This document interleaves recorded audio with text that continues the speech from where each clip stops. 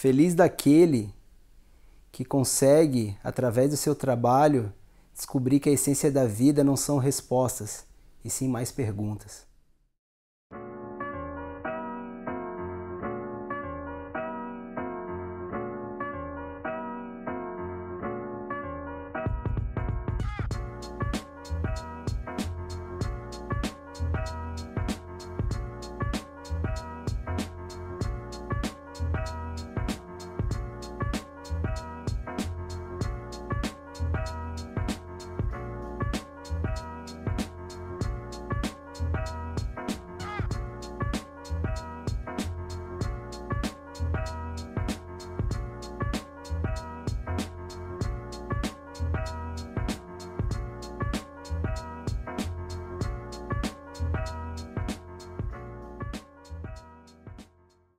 Meu nome é Fabrício Rodrigues Garcia, sou artista plástico, conhecido como Mano Red, natural de Garopaba, sou neto de pescador.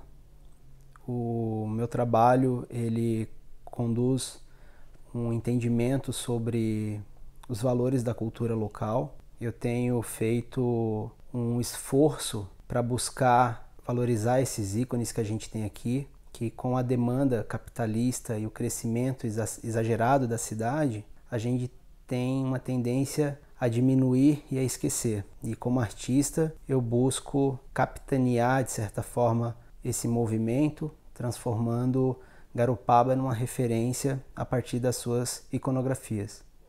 Eu era uma criança que era fascinada por dinossauros. Eles causavam um estranhamento e uma fantasia. Ao desenhar esses bichos, eu ficava grunhindo, querendo dar vida para esses bichos. Não era simplesmente desenhar, para mim era como estar na presença deles de alguma forma, através desse meu imaginário infantil. A minha primeira influência no desenho foi o meu irmão. Ele desenhava para trabalhos de escola e aquilo me instigava bastante. A partir dali eu comecei a desenhar também. Eu lembro que no ano de 2000, eu tinha 15 anos, eu fiz a minha primeira aula de desenho. Com muito esforço, a minha mãe pagava essas aulas. E nessa aula eu conheci 2 materiais, que eram um lápis 6B e uma borracha limpa-tipos. Quando eu encontrei essa borracha e eu vi aquele material maleável, aquilo ali para mim foi um mundo, que para muitos poderia ser algo extremamente banal. Para mim ele abriu um horizonte de curiosidades. Na escola, durante a escola, eu lembro que eu pegava o dinheiro que eu ganhava para o lanche, eu juntava esse dinheiro para comprar quadrinhos do Homem-Aranha. E a gente não tinha internet naquela época, então a banca de revista era onde a gente tinha acesso a essas imagens. E aquilo também era algo muito inspirador para mim. Eu parei de desenhar por um tempo, fiquei 2 anos sem desenhar, porque foi um momento de ruptura e muita frustração por não conseguir entender e não ter um direcionamento, não ter uma pessoa que pudesse me orientar, um caminho para mim poder trilhar, e eu acabei parando de desenhar por 2 anos. E naquela época o meu interesse era puramente o desenho, eu não trabalhava com pintura. E neste mesmo momento que eu parei de desenhar, eu acabei pegando um serviço de ajudante de pedreiro. E nesse serviço que eu fiz, eu consegui comprar um computador usado, e a partir desse momento que eu tive esse contato, eu comecei a trabalhar com pintura digital. A partir do momento que eu tive esse contato com o computador e com a pintura digital, explodiu uma possibilidade, né? um mundo novo para mim. Nesse momento da minha vida, que eu estava na escola, com os colegas, desenhando muitos colegas, eu fazia muita caricatura nessa época. E eu acabo conhecendo os salões de humor. A gente está falando aí em 2007, onde eu mando o meu primeiro desenho para um salão de humor, que é o Salão Nacional de Ribeirão Preto. E eu levei 3 menções honrosas. Aquilo para mim foi um choque e uma alegria imensurável, assim. Ela abriu uma janela de felicidade e possibilidades que eu jamais tinha almejado. Nessa janela desse concurso eu vi que eu poderia ser capaz de fazer algo. O meu trabalho de pintura, ele ganhou muito corpo durante esse momento que a gente está vivendo. Eu vinha desenvolvendo um trabalho que tinha linguagens do meu entorno. Só que eu não conseguia observar a grandiosidade do que eu vinha fazendo, até um dia de eu ouvir uma frase de uma pessoa que mudou o meu olhar e o meu conceito para o meu trabalho. Ele viu uma imagem de uma procissão onde tinha 3 nativos levando São Joaquim, padroeiro da cidade, com a igreja que leva o mesmo nome ao fundo, e ele falou: você fez a coisa mais importante que um artista pode fazer, pintar os invisíveis. E isso mudou o meu olhar para o meu trabalho, porque a partir dali eu comecei a observar a importância do que eu estava fazendo para as pessoas que estavam aqui. Quando eu comecei a fazer os peixes, eu tinha como ponto de partida a mão do pescador limpando o peixe. Só que para me desenhar a mão do pescador, eu precisava entender a luz que batia na escama do peixe, porque ela era muito fugaz, eu perdia ela. E para me conseguir captar essa luz, eu precisava de uma fotografia. Eu comecei a fotografar os peixes e comecei a desenvolver um trabalho a partir dessas imagens, ampliando esses peixes. E eles começaram a ganhar outras dimensões e entrar numa outra lógica de trabalho. Porque o peixe, a partir do momento que você aumenta ele, ele já cria uma margem para o imaginário. A arte ela pode criar o imaginário, assim como eu era criança desenhando os dinossauros. Hoje eu estou desenhando peixes gigantes com escamas aparentes, assim como aqueles dinossauros que tinha as rugas. Aquilo me chamava atenção, tal qual os peixes que eu estou fazendo hoje. E chama a atenção também do outro que olha. Causa um estranhamento, mas causa uma admiração, porque o peixe parece estar vivo. Ao pintar o peixe fora do seu habitat, existe uma certa violência nessa imagem, porque a gente está representando peixes que eles estão fora do seu espaço e eles estão morrendo. Só que da maneira que eu retrato, ela causa uma dualidade e um estranhamento, pois a gente consegue enxergar a beleza dentro de um fator que para muitos causa uma certa repulsa.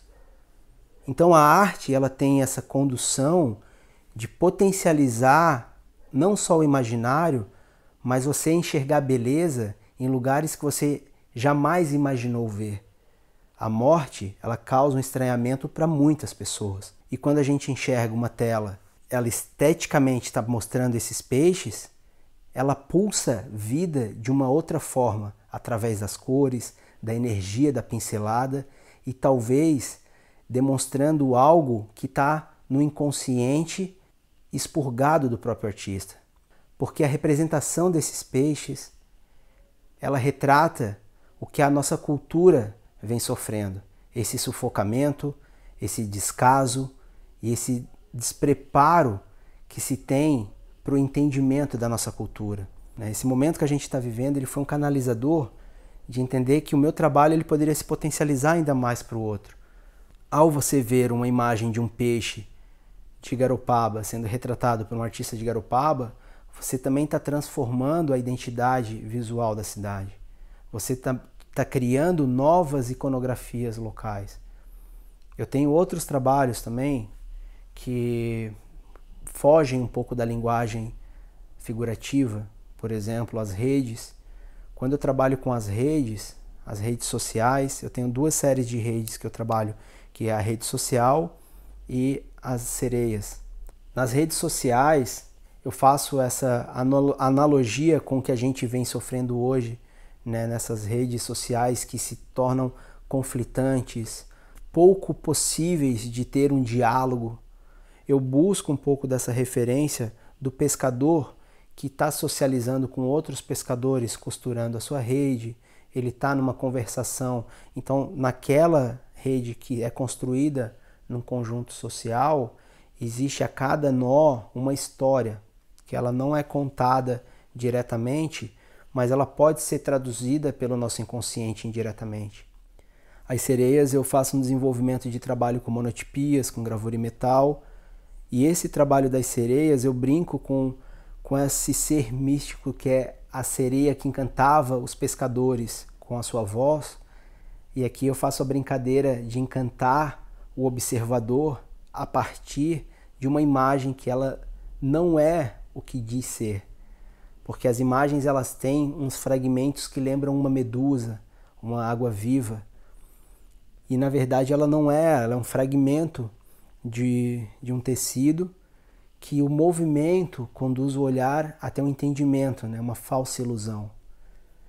Como artista, como professor em formação, eu vejo muita necessidade de potencializar uma sociedade dentro de uma cultura, através da arte, assim como o desenvolvimento do evento de pintura ao ar livre, que nas suas minúcias consegue trazer crianças para participar de oficinas e dar uma potencialidade para essas crianças desenvolver um olhar diferenciado. É interessante como pintor ao ar livre mostrar para o pescador que por vezes não teve a chance de ir a um museu, ir a um espaço expositivo, ele vê o barco dele sendo pintado. A partir do momento que tu faz isso, você dá a possibilidade para essa pessoa ter acesso à arte, muitas vezes pela primeira vez na vida. Isso é algo muito interessante porque é uma experiência nova. O que me inspira pode estar na frente de um espelho. Quando eu olho para mim, eu tenho curiosidade de entender quem eu sou. E a arte, ela permite buscar esse entendimento sem uma resposta óbvia. Ela me faz uma nova pergunta a cada vez que eu pergunto quem eu sou. Quando eu estou criando, eu busco inspiração numa música, numa imagem, num filme, numa cena, ou até mesmo no som da chuva, ou ao ver ela cair. Tudo é possível e plausível de inspirar você a criar algo, mas o meu processo em particular, ele permeia muito outras imagens. Eu sempre fui um artista que trabalhei copiando outras imagens e criando a partir dessa cópia. E a gente sempre tem uma condução de imaginar que isso é uma coisa ruim. Ah, porque eu só copio, eu não sou criativo. Eu sempre me martirizei achando que eu não era uma pessoa criativa. E por vezes isso ainda cai sobre meus ombros. Mas copiar não é um problema.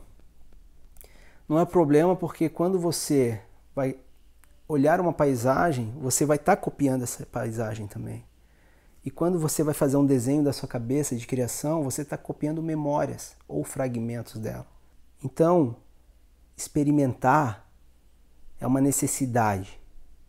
O artista só atinge um objetivo quando ele percorre um caminho. Se você ficar parado, você nunca vai chegar no teu destino. É interessante que você busque referências no teu entorno, como eu venho fazendo agora. O que me inspira hoje são os elementos locais. O peixe, a cor, o reflexo. Quando eu olho um reflexo no peixe, eu quero traduzir aquilo em pintura. Quando eu olho uma foto que tem um reflexo que conduz o meu olhar e me deixa instigado, de alguma forma eu preciso replicar essa imagem, porque aquilo me dá uma potencialidade de criar uma nova imagem. Nenhuma imagem é igual à outra. A arte, ela nos traduz formas e possibilidades de ver o mundo. Em um momento eu quero dar uma pincelada com mais energia, em outro momento eu quero dar uma pincelada com delicadeza. A manualidade é uma coisa que eu sempre trabalhei e entendi como algo necessário para o meu trabalho. O que a gente faz é traduzir em imagem aquilo que a gente vê. Ninguém enxerga igual ao outro. Todo olhar é singular. E a beleza da vida está nessa singularidade, na forma que a gente enxerga, nessas minúcias e diferenças. Que realmente é muito interessante assim, você entender que o teu trabalho ele pode fazer com que o outro se sinta presente naquilo que ele é a maior representação da história dele. Eu me sinto uma pessoa privilegiada. Eu moro numa cidade fantástica, cercado de pessoas maravilhosas e fazendo aquilo que eu amo. Não tem como me sentir diferente. Eu acho que a arte ela tem o poder de mudar a vida de uma pessoa assim como ela mudou a minha vida. E eu acho que dentro das escolas é onde a gente começa a conduzir essa mudança. E a partir do momento que a gente consegue observar que uma criança tem uma predisposição, eu acho que a gente pode mudar a vida e sim. Basta a gente acreditar. Independente de burocracias, eu acho que a maior burocracia que existe é a falta de vontade de acreditar e fazer. Eu acho que a gente tem potencialidades que a gente às vezes tem medo de explorar. E é isso que a gente deve fazer, explorar ao máximo as nossas potencialidades.